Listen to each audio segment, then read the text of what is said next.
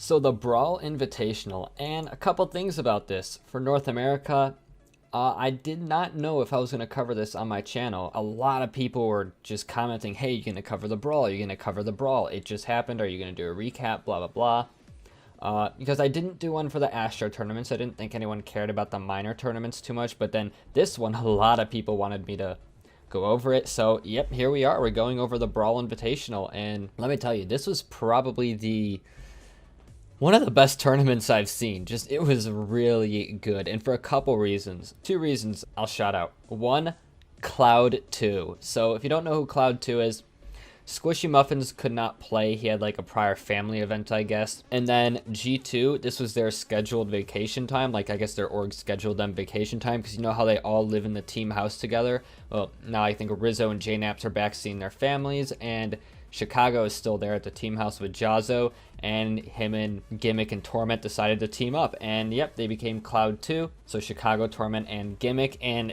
that was really fun to watch. And then next up, the next really amazing thing about this tournament, which I loved, voice comms. So if you have not seen the Brawl Invitational, go watch it right now. If you're like somewhat debating it, this is an amazing tournament that you will love. So before you even watch this, make sure you watch that if you were debating on seeing it or not, because it's well worth your time, 100%. And as always, if you guys do enjoy the video, why not hit subscribe? We are on the road to 10K subscribers. At the rate we're going, it'll take us less than a couple months to hit 10K, which is awesome. So thank you guys so much for that. And yeah, let's get right into the video. Now I'll put up the bracket. Here was how it went out. There's some spoilers.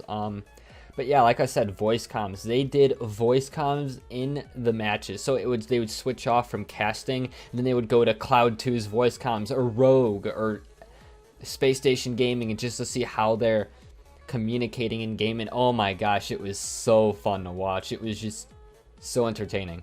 Every bit of it was great.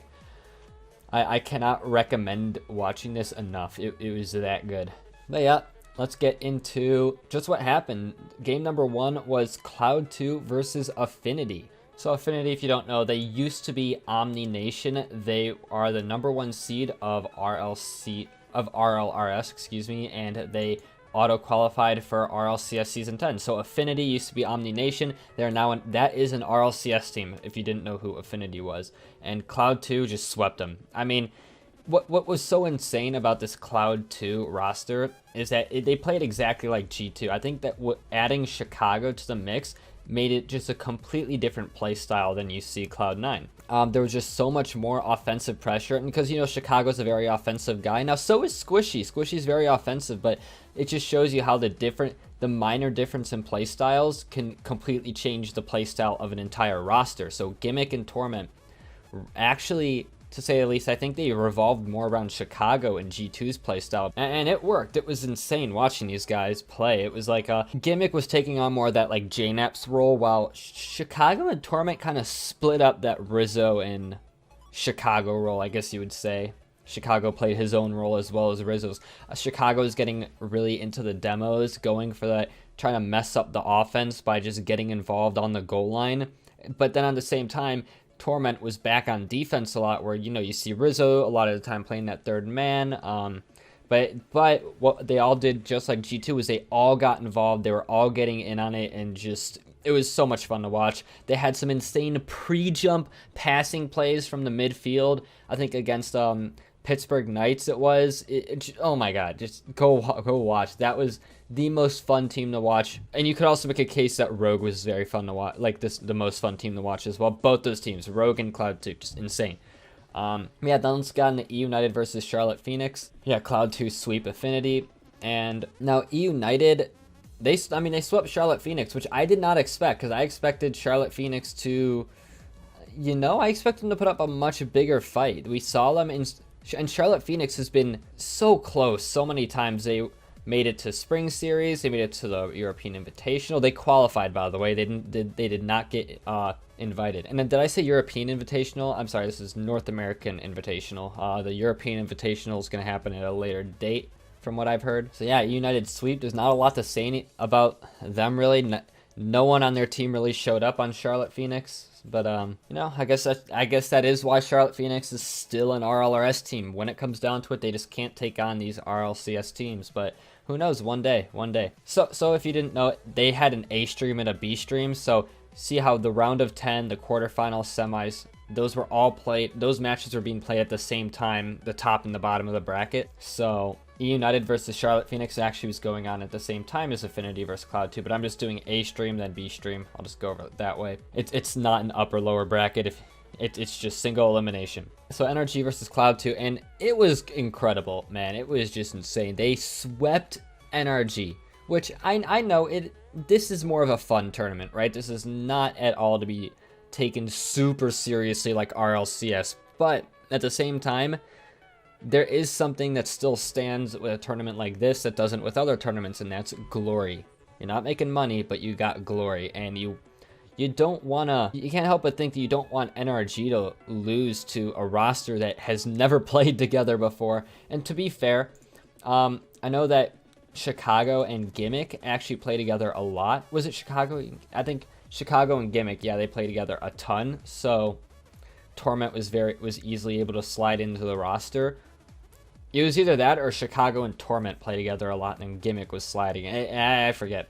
But I know Chicago plays with one of them, so two of them have a lot of experience playing together. But even still, threes is a completely different, it's a different monster, especially at the competitive level. So they really did have some insanely good chemistry that you really don't see. Like, remember when Pittsburgh Knights picked up AJ, they had no chemistry at all, zero. But now PKs looks good, and we're gonna get into PKs right now. PK versus Team Envy. Man, this is just not what you expect from Envy.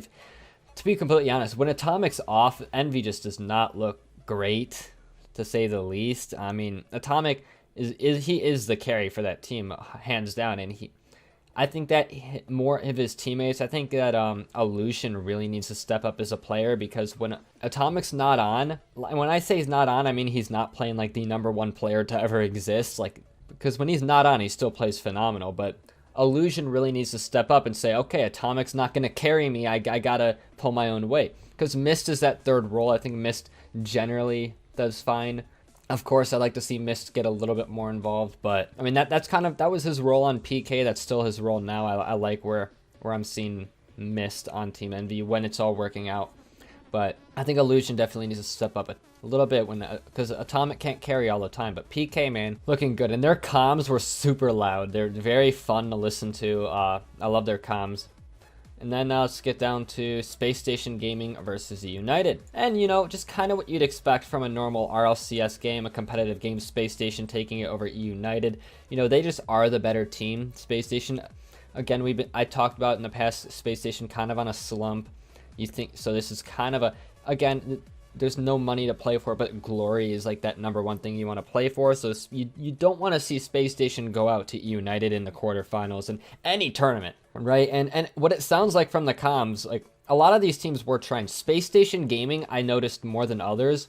Like I think were trying the most. CLOUD2, you could tell they were just in it for fun. Like they were chilling, going for stuff. They were just playing for fun mostly, right? Their comms reflected that. But if you look at Space Station, they were sweating. So I believe that Space Station was giving it their all in these matches, and right, because they have something to prove now. They have to prove, hey, we are not a 4th place team in North America. We are a top team, a #1 team, and that's what they want to prove. And they dominated EU and United, and they're on the track to prove that. And then we have Rogue versus Sonics, and come on, Sonics, you know, just ever since halfway through league play, just nothing from the Sonics. They won 1 game. They got perfect sweeps. Not perfect sweep. They got completely swept both games in regionals. I don't think they did not make it to the spring series. And then they won 1 game here after being invited to Rogue. To be fair, Rogue is so dominant right now. Like this team, Turinturo and First Killer, man. I don't know what more I can say about these two. They play so well together. And Kronovi even said it in an interview, like, he lets them do their thing. He knows that his role is to back them up, let them do the mechanical outplays, pass to each other. Just, you know, Kronovi's taking that 3rd man role very seriously. Like he said in the interview after that game, he's like, yeah, I know where where I'm supposed to be, right? Like, and that's a good mindset. I mean, you don't bring on First Killer and Turo and then put them on defense, honestly. But I was truly surprised just how well these two meshed together. I really was. Like these, remember guys, these guys have only been playing together for 2 weeks now, just 2 weeks. They have so much more room to improve. And First Killer and Turo are so young. They have a lot of room still to improve. I can see this team battling for like a top 2 finish in North America next season. If they continue to play like this, definitely. Because when we get to that Space Station Rogue match, oh my god, that was one hell of a match. But CLOUD2 versus PK, this in the semifinals, back to the A stream, and PK looked good. Okay, PK did not look bad, but CLOUD2, like I mentioned this before, just how well their chemistry was and their ability to make just insane passing plays, just in the midfield. They fit together so well, and I really enjoyed watching them. CLOUD2, it is a good example of, CLOUD2 is a really good example of team chemistry at its finest. Like, they had not played together for a long time, but because they, you know, like I said, Chicago and another player already had good chemistry. Torment, you know, obviously has good chemistry with Gimmick already, so it really, they already had a good flow. Even though they've never played with each other, they all were, you know, very, you know, they all had a sense of chemistry. They knew what to do, where their play styles kind of fell. And so yeah, it was just really cool watching them and making some amazing plays. And then those voice comms, if you want to know what the voice comms of CLOUD2 sounded like, it was not getting so mechanical. Oh, he's banging right now. Big bangs. Jeez. Bang, bang, bang. Bang. Placement. Bang. Like bang. Bang. Like bang. bang, and that was it. They were just screaming that the whole time, just kind of having fun with it. It was really awesome to listen to. And then the semifinals, Space Station versus Rogue, probably the best match of the day, honestly. So the rematch, I think in the spring series, this went Game 7 overtime. Was it Game 7 or Game 5? It went the distance and it was overtime in the spring series. And remember, First Killer hit that insane double bouncer tap off the ground, coming from the ceiling to place it top right corner. Just an incredible mechanical shot. And then again, Game 5 overtime. It was such an intense game, and Space Station Gaming win it off of, I think they 50'd it off of Kernovi into Rogue's goal. A little bit unfortunate, but it was like they were right in the box at the end, so you know, it was kind of, it was destined for them to score, it looked like. But it was such a good game. Rogue really put up a good fight. That game could have went either way. It really could have. I think Space Station Gaming and Rogue, as of right now, are the two closest teams in North America to each other. They have each other's number on the day, it seems. And Rogue is still improving, which is crazy. But yeah, Space Station and Rogue, both just so much fun to watch these two play. I really am excited for the next time we get to see them play in league play. I think that'll be the next time, unless there's another tourney before that. You know, because these teams, you know, like I said, they got that really good chemistry. And because these teams, like I said, it's a battle. It's a really big battle, fun to watch. But yeah, again, if you're a Rogue fan, you're gonna be super happy to see Turo and First Killer and Kernovi all playing very well. The Turo and First Killer combo coming out strong. They had some really good passing plays and stuff. It was, yeah, just go watch that. And then the finals, CLOUD2 versus Space Station Gaming. And I was actually kind of surprised the way CLOUD2 were playing. They made it look like they've been playing together for so long with that roster. Like, they were playing so well. I actually expected CLOUD2 to win, to be honest. But Space Station, I mean, they came out strong. You know, like I said, CLOUD2, they were just having fun with it. Space Station Gaming, they were sweating. They were really looking to make a point. And that's not to say that CLOUD2 weren't trying, but I think Space Station Gaming were really giving it their all, while CLOUD2, they were trying. You can hear in their comms that there was definitely a shift in their comms. They were saying bang a lot less in the grand finals, and they were actually, like, you know, really sweating with their comms. But I think Space Station definitely had more to prove, and they were really just, you know, they were treating this like it was RLCS, you could tell. So Space Station really wanted that win, and they got it. You know, it really makes me see Space Station a little bit differently now after this, because they were on the slump, I said in a previous video, but now they did prove themselves against teams who were playing very well. Rogue playing very well, CLOUD2 playing very well. United not so much, but you know, they had to face a couple of really tough teams and they beat them. So, you know, Space Station looking like just a top team again. Of course, we really won't know if they're better than, let's say, NRG until I think probably next RLCS season 10. But yeah, Space Station and Rogue though, what a match. So much fun watching those two teams play. But yeah, I think that's everything. Remember, like I said at the beginning of the video, if you did enjoy, hit subscribe. Our goal is 10K subscribers. Hopefully we hit that one day. I mean, at the rate we're going, we will, which is awesome. Oh yeah, and if you haven't yet, follow me on Twitter, because I post a lot of RLCS stuff on Twitter. I'll put my handle up on screen. But yeah, that's everything. See ya.